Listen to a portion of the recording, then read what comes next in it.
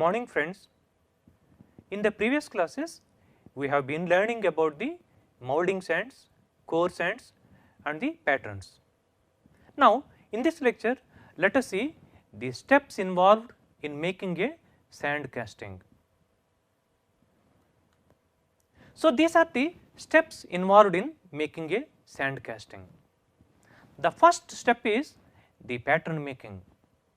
The second step core making. Third step molding with the molding sand. Next one melting and pouring. Next one, after we melt and pour the molten metal, after some time the molten metal solidifies inside the mold. After solidification we have to break the sand and take the casting outside. This process is known as knockout. After knockout we do the heat treatment, but this is an optional, it depends upon the case and the application of the casting. The next step is cleaning, finally the inspection, then it will be shipped to the customer. Now we will be learning a little bit more about these steps. First let us see the pattern making. So in the previous class only we have learned about the different types of the patterns and the allowances to be given to the patterns and the materials of the patterns we have seen. So in the same way, depending upon the geometry of the casting, depending upon the what say case and size of the casting, we have to choose the right pattern and with the right material. So that is about the pattern making. So these are all the different types of the patterns we have seen in the previous class, right. So now any of these patterns we have to make. The next step is, yes, here we can see this is a big pattern, right. Sometimes patterns are even given painting, so to enhance their life. Here we can see this is the pattern of a pump housing and we can see it is being painted at the final stage of its preparation. So that is all about the pattern making. Next one, let us see the core making. Core making also we have seen is 2 lectures before, and we have seen the different ingredients of the core sands and different materials used for the core sands, additives, and core coatings and types of the coatings we have seen. So similarly, and depending upon the case, depending upon the casting, we have to choose the right core material and we have to make the right core. Next one is the molding. So this takes time and this has to be done with extreme care, with extreme skill. Let us see the steps involved in the molding process. First of all, it is broadly classified as the manual molding and machine molding. Molding can be done manually. The skilled labor used to do this, right. They put the pattern inside the molding box and they take the green sand and they compact it inside the box. So this is done manually, but this requires skill, and this molding can also be done using molding machines. So this is known as the machine molding. Now let us see first the manual molding, the different steps involved in the manual molding, how to carry out the manual molding. Now we will see. Here you can see, first of all, molding of the drag. Drag means lower molding box. What we have to do? So we have to mold the drag box and we have to mold the cope box also. Now this is the drag box and this is the molding board and this is the pattern. So initially we have to take the molding board and on the molding board we have to place the pattern. Then we have to place the drag box around the pattern and on the molding board. So that is the first step. Second step, now we can see here this is the molding board, over the molding board we have kept the pattern and around the pattern we have kept the drag box. Now we have to sprinkle dry facing sand over the pattern for creating a non-sticky layer. Why we are what say sprinkling this dry facing sand? So, this is a carbonaceous sand, fine sand, very fine sand. Then what happens when we sprinkle this sand around the pattern? Because afterwards we are going to place the molding sand on the pattern. So, the molding sand contains the moisture, and it is possible, and it also contains the clay and the additives. So, and we will be compacting the molding sand over the pattern. It is possible that the molding sand may be sticking to the pattern, and while withdrawal of the pattern it may break the mold cavity. So, we do not want such thing to happen. That is why we are creating a non-sticky layer between the pattern and the mold and the molding sand. So, we will be sprinkling this what say dry facing sand. So, this is the second step. Next one, after what say sprinkling the what say carbonaceous facing sand over the pattern, now we are placing the molding sand over the pattern. So, this is this red colored one is the molding sand. So, with the both the hands, so they are putting the molding sand into the molding box. So, this is the third step. Now, after placing the what say sufficient molding sand around above the pattern and inside the drag box, now the sand has to be compacted. So, this is the rammer. You see, this is the hand rammer. Using the hand rammer, manually it has to be rammed all over, initially around the pattern, then at the corners of the box, then everywhere it should be rammed, and it should be rammed till the molding box is full, and the molding box should be compacted with the molding sand. Next one, what happens as we keep what say compacting the molding sand? At one stage the sand will be excess, the excess sand must be leveled off, the excess sand must be removed. For that purpose we are using a striking bar. You see, this is the striking bar. Using the striking bar we have to level off the excess sand, so that the level comes in exactly with the level of the molding box. So, this is the level of the molding box, even the level of the molding sand is same as that of the level of the molding box. After what say leveling the excess sand, what we have to do? We have to make the box upside down, because remember that the pattern is now on the molding board. Now, we will be turning it upside down. So, what happened? Say we have turned it upside down. Now, this pattern has come upwards. So, this is the pattern. Okay. Now, with this the molding of the drag box is over. Now, we are starting the molding of the cope box. What to do? How to do the molding of the cope box? Now, this is the drag box. This drag box we have already compacted with the molding sand. Inside, yes, there is molding sand and the pattern is at the center. Now, over the what say drag box we will be placing the cope box, right. But the thing is sometimes it may not be aligned properly. So, to ensure that there is proper alignment, so we use the what say locating pins, or these are also known as the dovetail pins. Means both the cope box and the drag box have handles like this. You can see here, these are the handles. So, these are magnified here.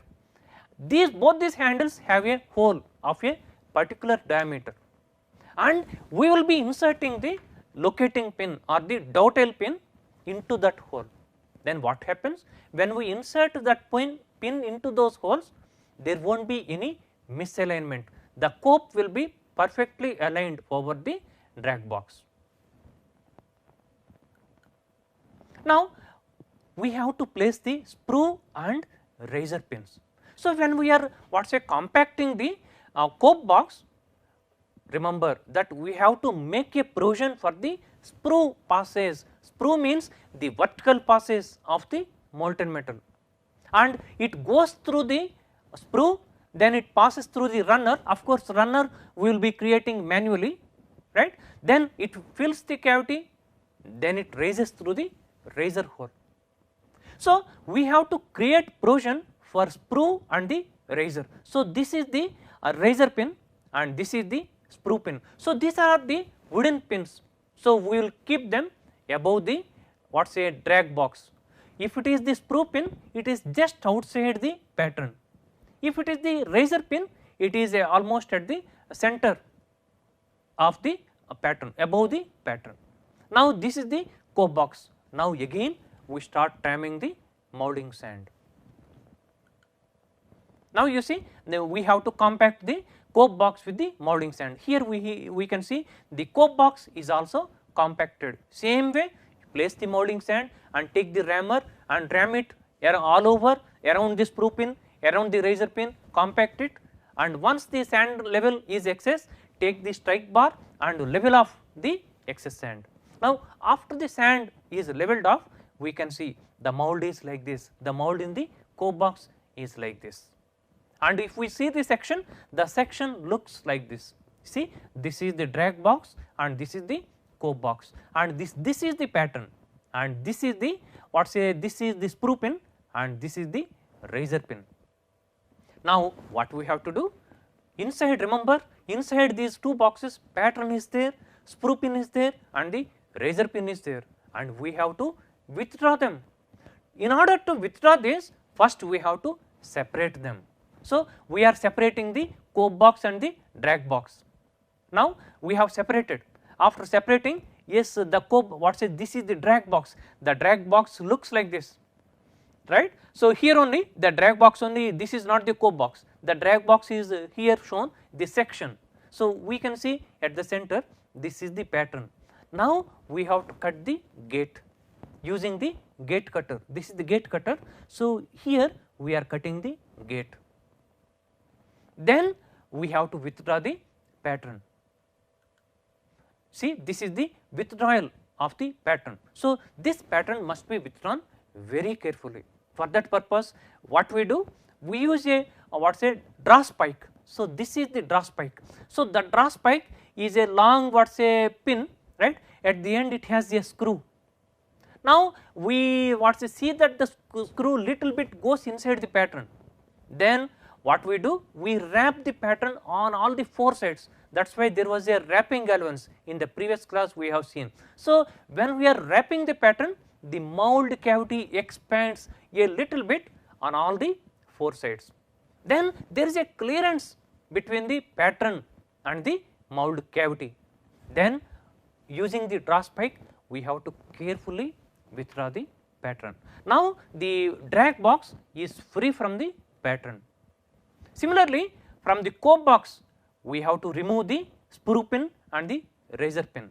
Generally, the sprue pin and the riser pin will have a taper, and because of the taper, and it is easy to withdraw them. So, now in this case, we can see even the sprue pin and the riser pin from the cope box are withdrawn. Now, this is the section of the total mold, right. So, this is the drag box and this is the cope box, right. So, this is the mold cavity, this is the mold cavity, this is the pouring basin and this is the sprue. We pour the molten metal like this, and the molten metal goes this way and it fills the cavity, then it raises through the riser. Riser is also known as the feeder. Now, here we can see vent holes. You can see these are additionally created using the vent pins, because the riser is there, the riser hole enables the escape of the hot gases only during the filling. Once the mold cavity is filled with the molten metal, it can't allow any escape of the hot gases. At such times, these vent holes will help us to escape the hot gases. That is why using the vent pins, we are creating the vent holes. These vent holes are created from the outside surface of the mold and such that they touch the inner surface of the cavity. So, that is all about the manual molding. So, we have seen how to cope the how to ram the drag box and how to ram the cope box and how to withdraw the patterns, right, and how to withdraw the riser pin and the cope sprue pin, and how to cut the gate, and again we have to assemble it. Now, that is about the manual molding. So, let us see a little bit about the machine molding.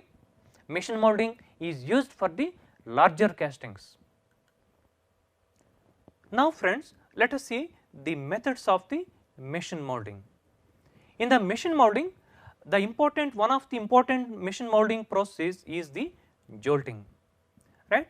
In the jolting, what happens? This is the molding box. Yes, inside we place the pattern, and this is the molding sand. We place the molding sand. Now here there is a table stop, right. It is a strong table stop is there, and the machine raises this box and suddenly it falls down. Again it raises and suddenly falls down, and because of this repeated raise and fall down, raise and fall, the molding sand which is placed in the molding box will be compacted, and this will be done within few minutes, and this can be used for the molding larger molds. Then the next one we see the squeezing, and the squeezing is also a faster method, and this is also used for the making larger molds. And these are the molding boxes, and inside there is pattern, and of course we place the sprue and the razor pins, and we place the molding sand. You see here. So we place the calculated amount of molding sand. Now here there is a squeeze platen is there.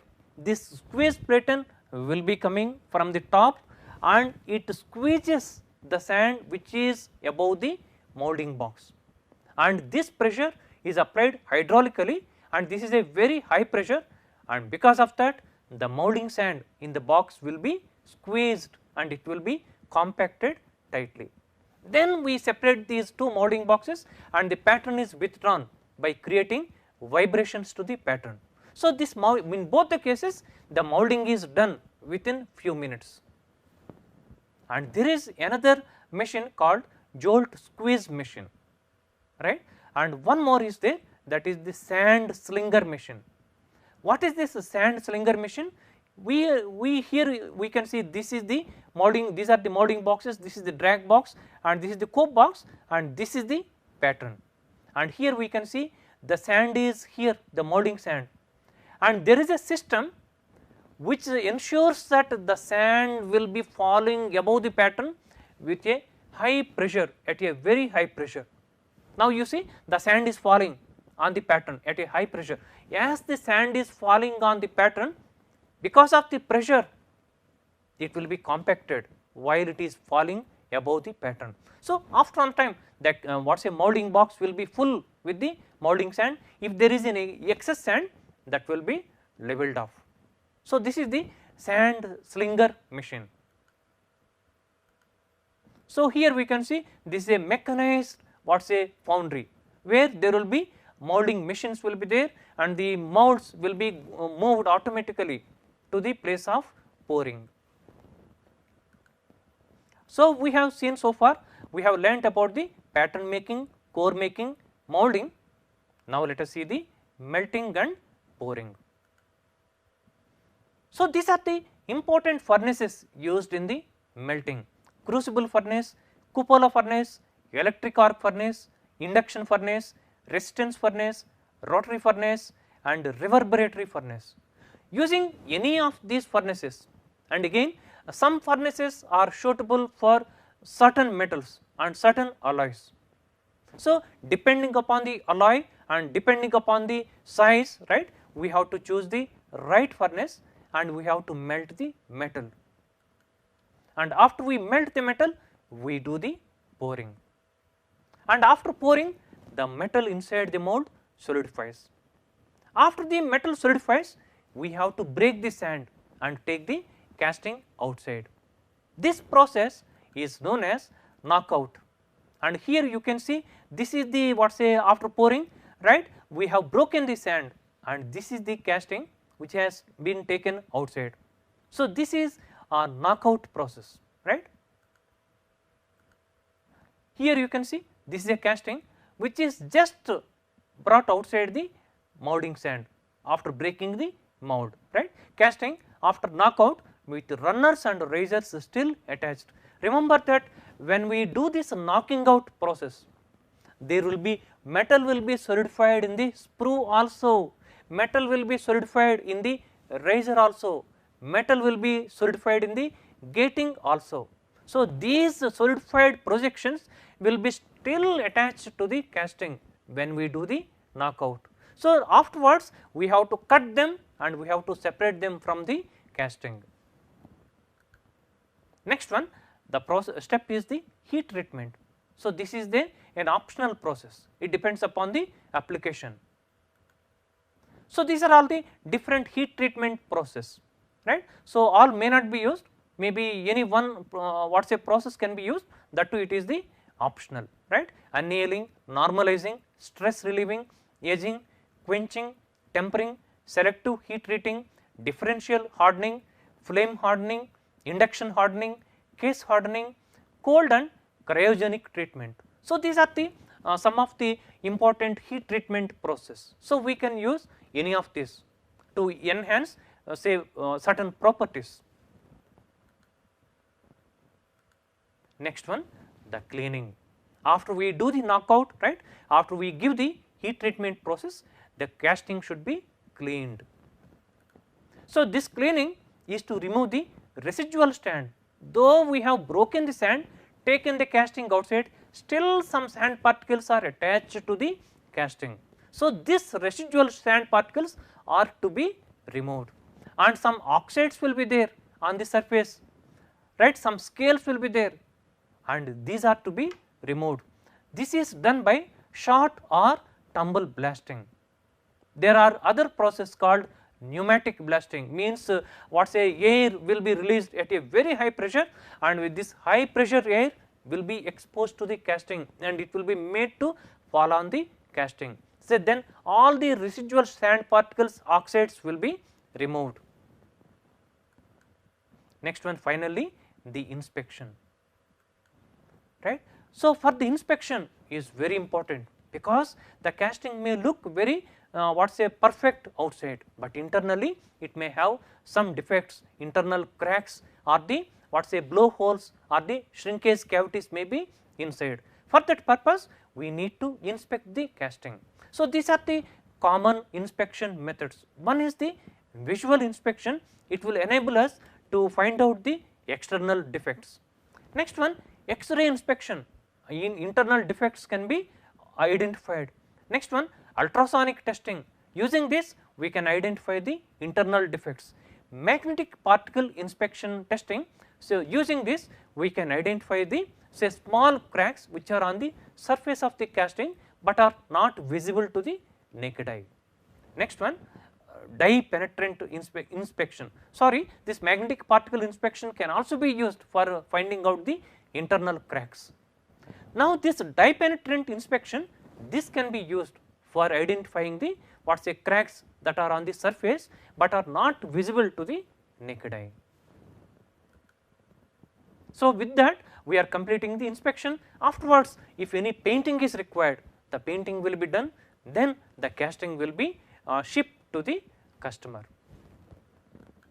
So, these are the important steps we can see in a table form. So, this is the molding and this is the right at pattern making, core making and gating system. So, they all are done parallel to the molding, right. So, this is the mold, and using the sand we do the molding, and here we are melting the metal, and here you see we are pouring the molten metal into the mold and solidification takes place, and here we get the solidified casting, and that casting has to be taken out by doing the knockout operation. It is also known as shakeout operation.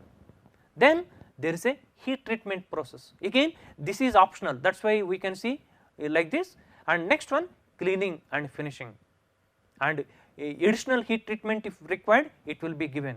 Next one, the inspection, right. So, that is all about the sequence of the steps involved in making a sand casting.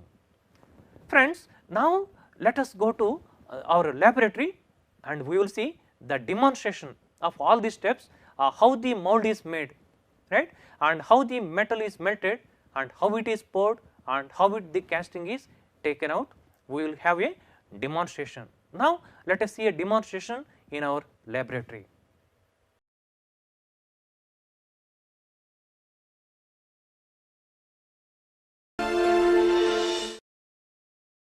Friends, now we are in the Foundry Engineering Laboratory of our IIT Roorkee. We have been learning about how to prepare the green sand. We have seen that the ingredients of the green sand are the base sand, the second ingredient is the clay, third ingredient is the additive, and the fourth ingredient is the moisture or the water. So all these ingredients will be mixed together in a machine called sand muller. So this is the sand muller. You can see it has got a cylindrical drum and it has got two rollers are there. One roller is here and another roller is here. And inside there are two blades are there. Now when we drop all the ingredients of the green sand and this will be rotating, the rollers will be rolling over the ingredients of the molding sand and the blades will be scooping so that no sand will be left out without getting molded. So this is how we prepare the green sand. Now I request Mr. Anil Kumar Biru, a research scholar in our department, to come here and show the green sand preparation. Mr. Anil Kumar Biru, please come here. Yes. So can you show me? Yes, this is the base sand. Yes, so this is the main ingredient of the green sand. So this is the base sand, in fact this is the silica sand. So the silica sand looks like this. So this is the main ingredient of the green sand. Okay. Next one, we will see the second ingredient, that is the clay. So this is the clay, you can see. Yes, this is the bentonite. I have already told you what's the source of the bentonite and from where it comes and its classifications, and this is the bentonite. The bentonite looks like this. So this is the clay. This induces the cohesion between the sand particles. Next one, we have seen the third ingredient. The third ingredient is the additive. Right? So this is we have already seen different types of the additives, and today we are using the coal dust. The coal dust looks like this. Oh, what is coal dust? Coal dust is the pulverized coal. So this is the third ingredient, and the fourth ingredient is the moisture. Moisture will be added. So we have kept these in the proportions. These proportions we have already seen earlier. Now we are going to add all these ingredients in this sand muller, and we will prepare the green sand. Now he will be dropping the base sand into the sand muller. Yes.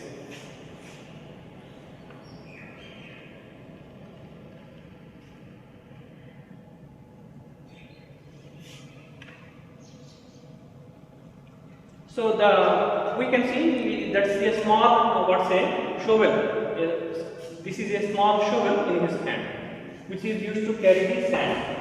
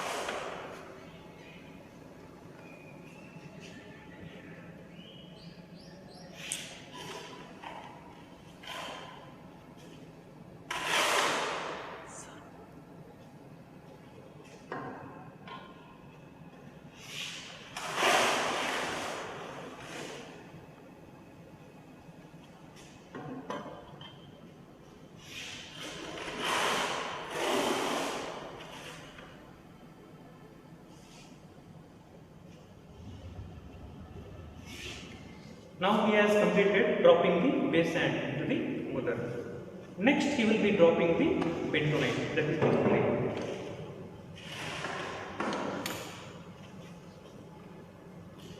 Now he is dropping the bentonite. This is the bentonite. Yes.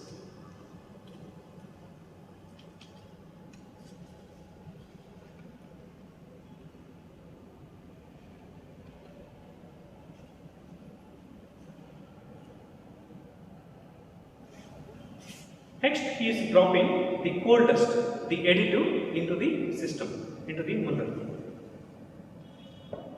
This is the coal dust.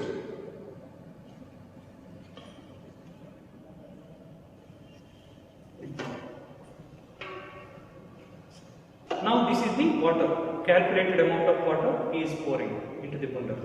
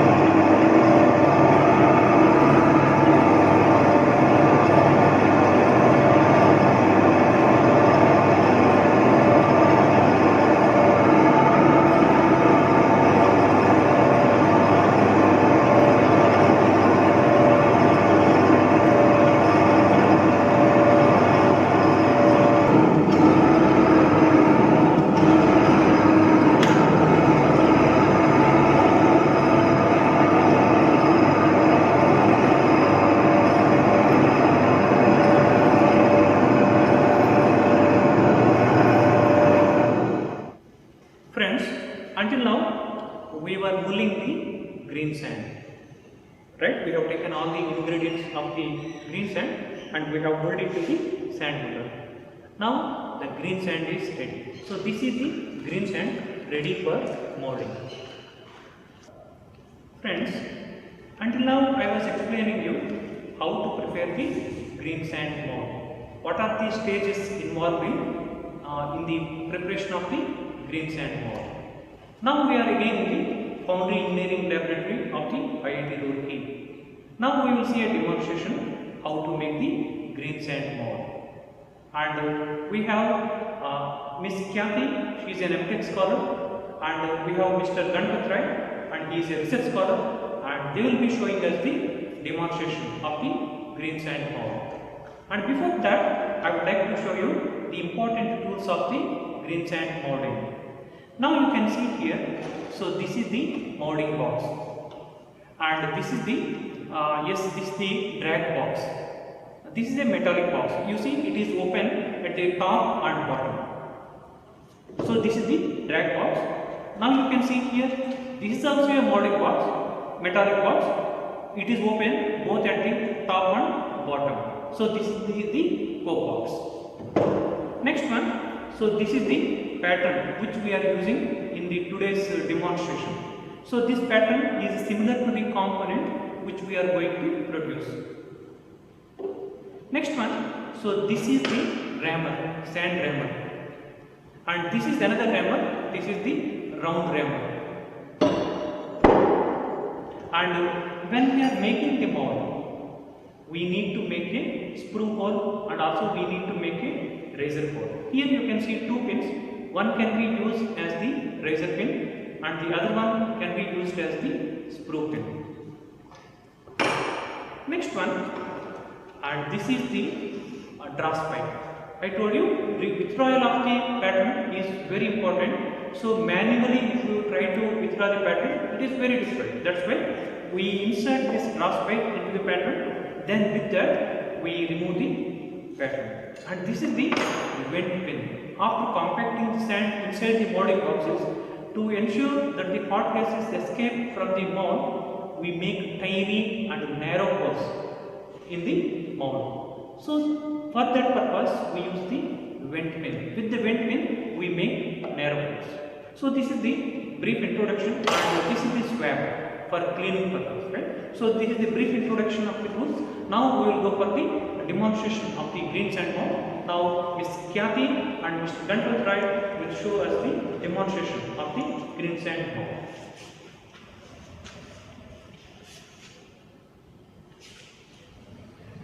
That is the pattern and this is the molding board and she has kept the pattern inside the molding box.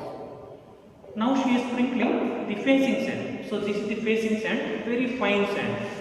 You can see that is the facing sand.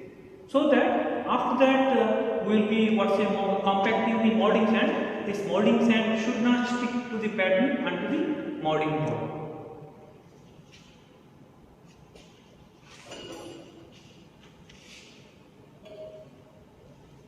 Now they are putting the green sand into the molding box.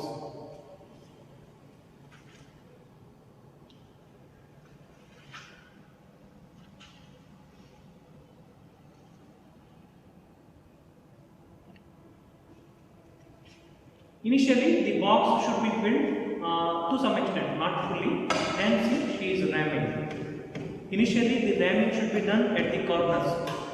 Then slowly the ramming should be coming inside.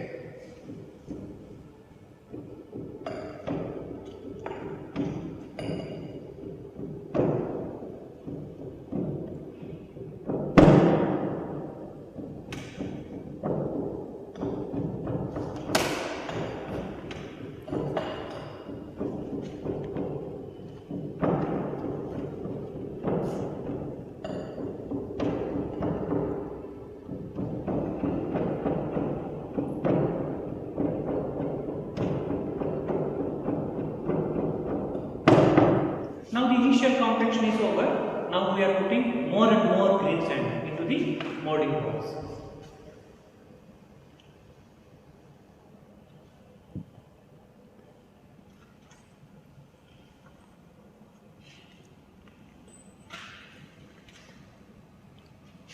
Again the compaction.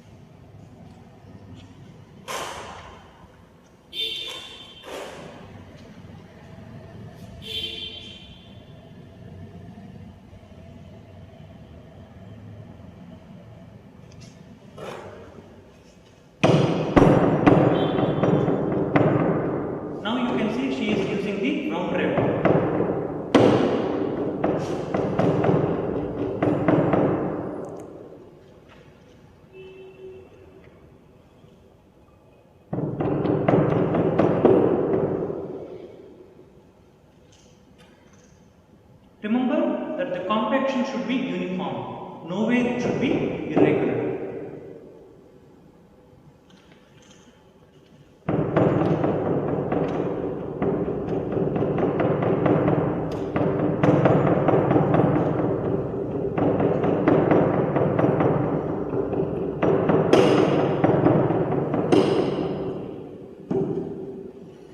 Now you see, we have compacted the molding box with the sand. Now you can notice that the sand is more, there is excess sand. So this excess sand has to be removed using the striking bar. So this is the striking bar with which she will be removing the excess sand.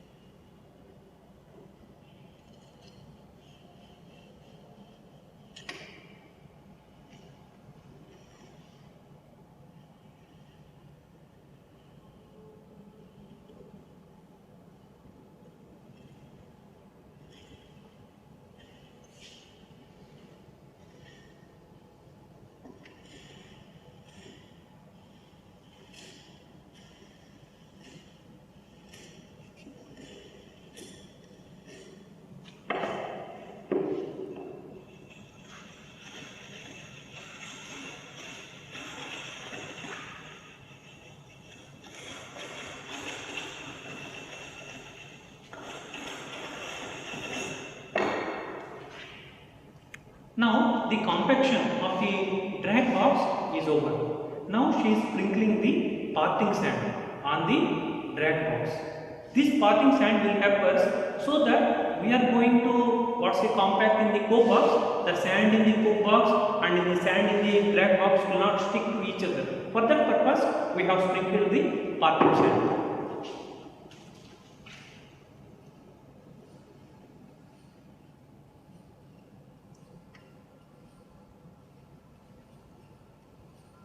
So these are the wind holes.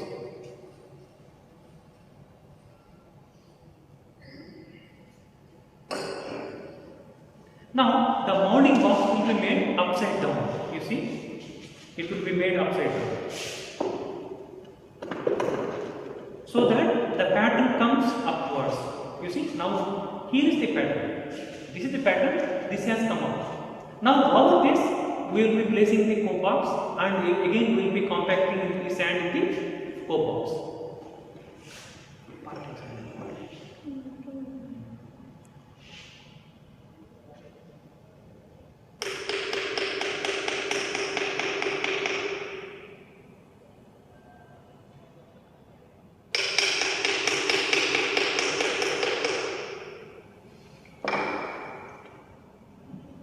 Again, that is the parting sand.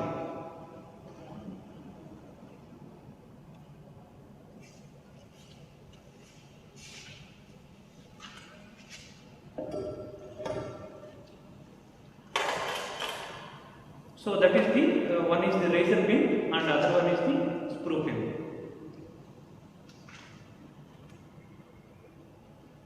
The location of the razor pin and screw pin is very important.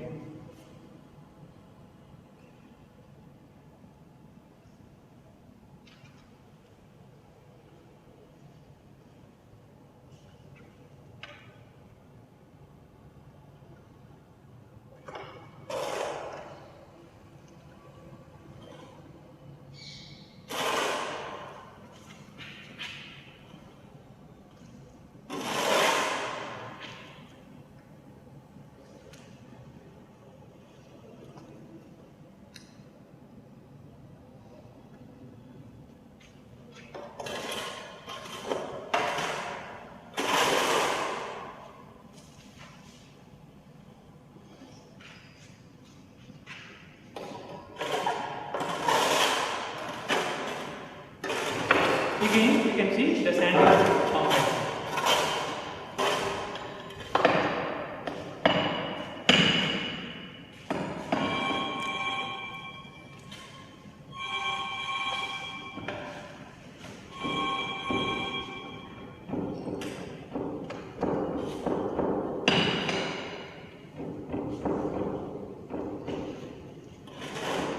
care has to be taken so that the sand around the screw pin and the sand around the razor pin are compacted very carefully.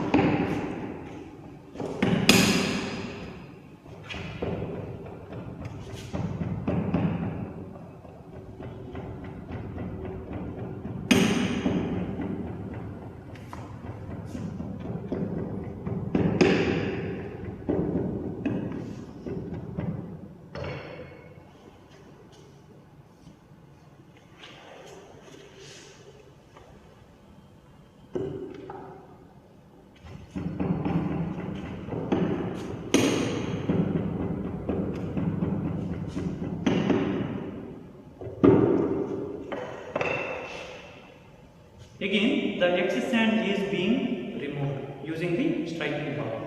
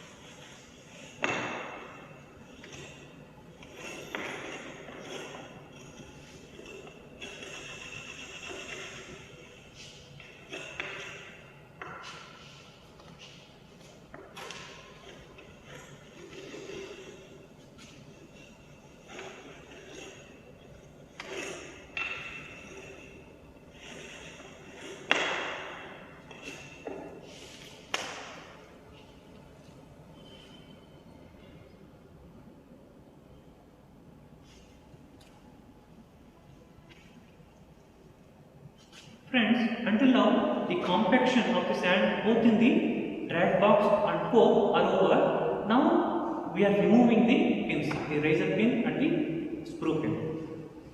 That should be done with extreme care.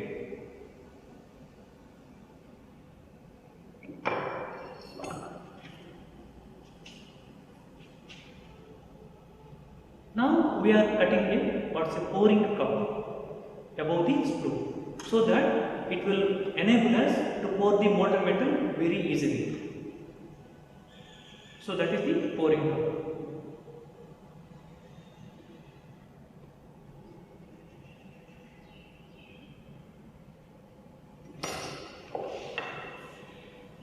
Any excess sand and loose sand will be removed by using the swab. This is the swab.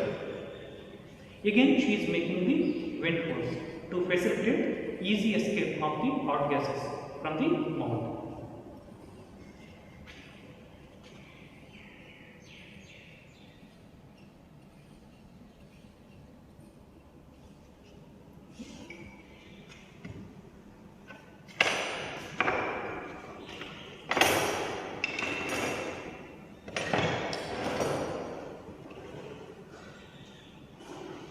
Now the next step is we have to separate these two boxes, and inside, remember that the pattern is inside. That pattern must be withdrawn, and also we need to cut the gate.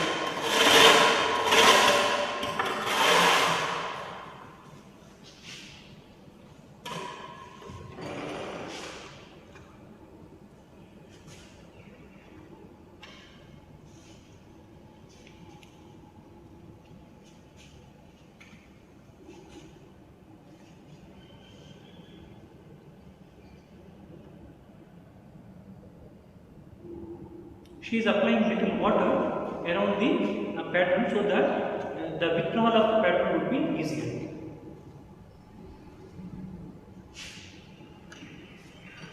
Now she is using the brass pipe to withdraw the pattern. Yes, how she is withdrawing the pattern, carefully examine.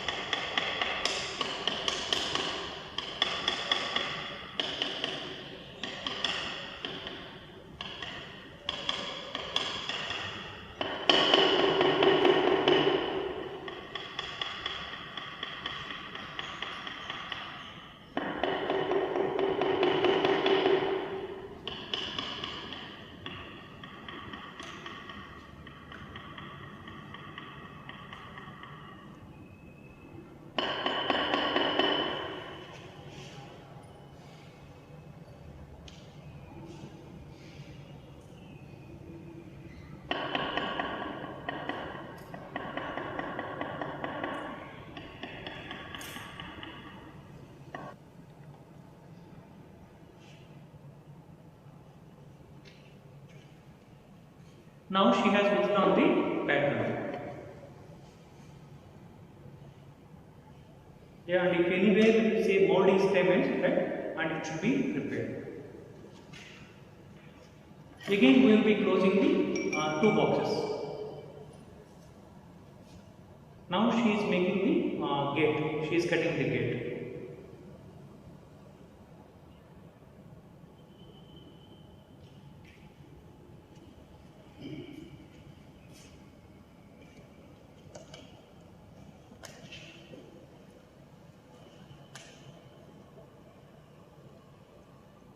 See, care has to be taken while cutting the gate around the screw, around the screw.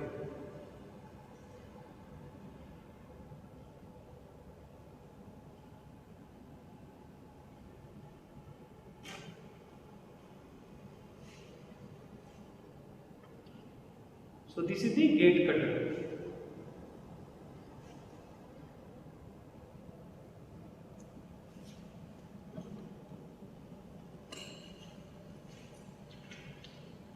And it should be leveled inside the surface.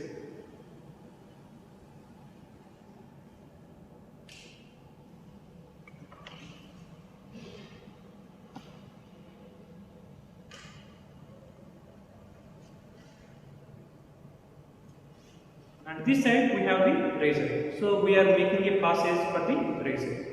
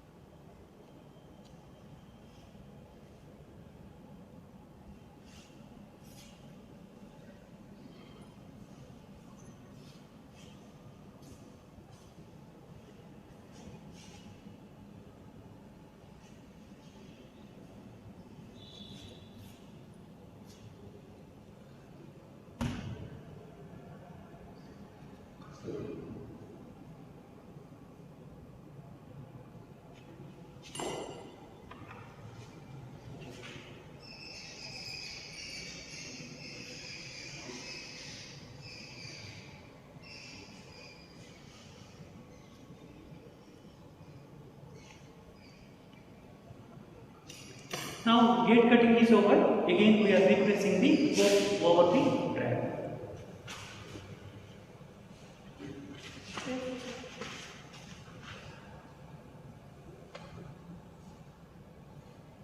Now you see again the cope box is kept over the drag, and we have separated and again we have kept the cope over the drag, and to ensure the proper alignment of the drag and cope, and here we can see there are the dovetail pins are there, right? Here is the dovetail pin and here is the one dovetail pin, and they will be helping us to properly align the two boxes. Next we will see the pouring of the molten metal into this mold. Friends, until now we have seen how to prepare the green sand mold. Now the green sand mold is ready. Now it is ready for pouring. Let us see how to pour the molten metal into the mold. We have in our midst Miss Saroj Rani Patnaik, and she is a research scholar in our department, and Mr. P.K. Sharma, and he is a technical staff in our laboratory, and they will show us how to pour the molten metal into the mold.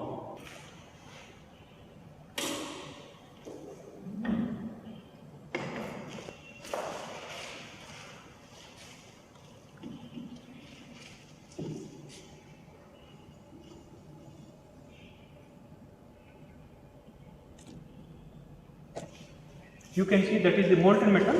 Some slag is there at the top, so that has to be removed.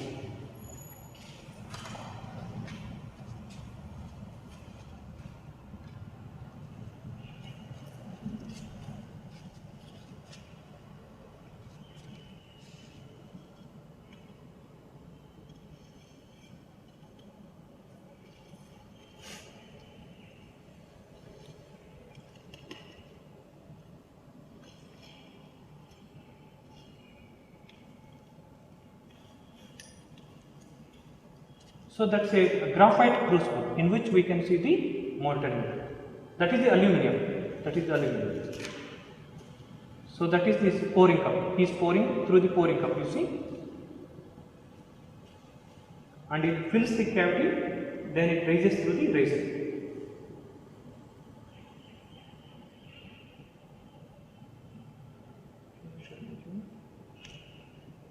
Friends, now you can see we have poured the molten metal through the pouring cup, and it has gone through this screw, and it has entered into the mold cavity. Then it has raised through the riser. So this is the metal which has raised through the riser. So that is how we used to pour the molten metal into the green sand mold. After some time, this will be solidified. Then we break the sand and take the casting outside. Friends, until now we have seen how to make the green sand mold. We have also seen how to pour the molten metal into the mold. Now earlier we have poured the molten metal into this mold, now the molten metal is solidified. Now I request Mrs. Sarojini Patnaik, the research scholar, and Mr. Sukram, the technical staff in our laboratory, to carry out the shakeout operation. Shakeout operation means we have to break the sand and take the solidified casting outside. Now we will see the shakeout operation.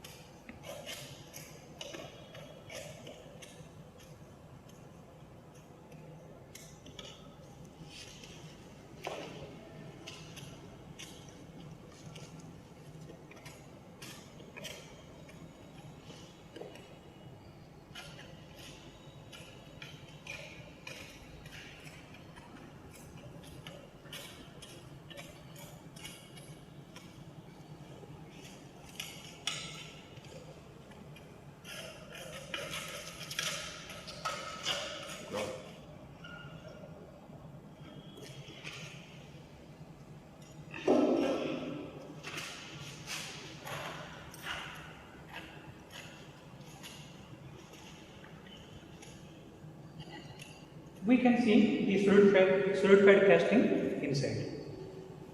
But remember that the metal is also solidified in the sprue and the razor pole, which are not the part of the casting. These are to be cut and separated.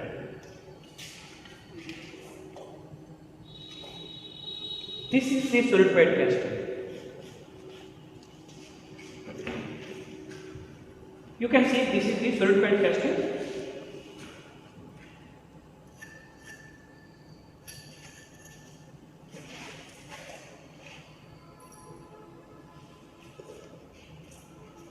And this is the casting. This is the casting, and this is the metal which is solidified in this sprue, and this is the metal which is solidified in the razor.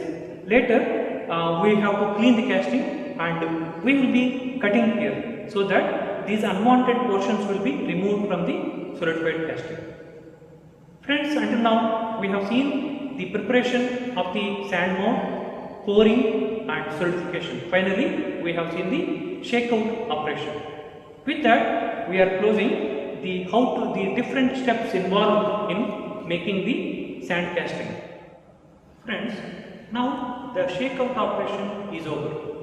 We have broken the sand mold and we have taken the casting outside. So this is the solidified casting. You can see this is the actual casting, but this is the what's the metal which is solidified in the sprue core, and this is the metal which is solidified in the razor. So later these are to be cut here so that we will get the required casting. Friends, now we have removed the metal which is solidified in the sprue and the razor. Now this is the final casting.